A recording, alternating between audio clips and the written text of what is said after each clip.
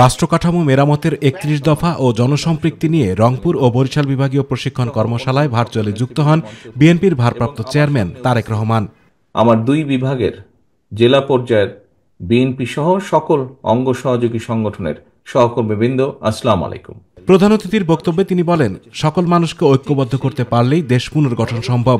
BNP সকল দলকে নিয়ে সরকার গঠন করতে চায়, যেখানে সবাই মতামত প্রকাশ করতে পারবে। দেশকে গড়তে হলে, পুনর্গঠন করতে হলে আমাদের জাতিকে ঐক্যবদ্ধ করতে হবে।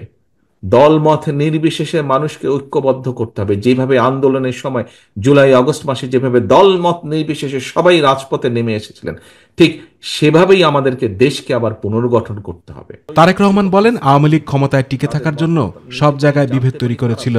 এ সময় বিএনপির প্রতি মানুষের আস্থা ধরে রাখতে হবে বলেও নেতাকর্মীদের নির্দেশনা দেন তারেক রহমান।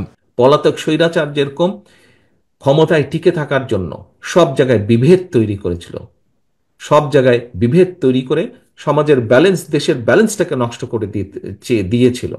আমরা চাইছি দেশকে পুনর্গঠন করতে, কিন্তু এই দেশকে পুনর্গঠন করতে হলে সকলকে ঐক্যবদ্ধ করতে হবে। যেই কথাটি বলছিলাম যে মানুষের আস্থা আছে বিএনপির প্রতি, কিন্তু এই আস্থাকে তো ধরে রাখতে হবে। সরকার গঠন করতে পারলে গণ অভ্যুত্থান সহ গত ১৫ বছরে নিহতদের স্মরণে স্থাপনা ও নিহতদের পরিবারের সদস্যদের যোগ্যতার ভিত্তিতে রাষ্ট্রীয়ভাবে চাকরির ব্যবস্থা করা হবে বলেও মন্তব্য করেন বিএনপির ভারপ্রাপ্ত চেয়ারম্যান তারেক রহমান।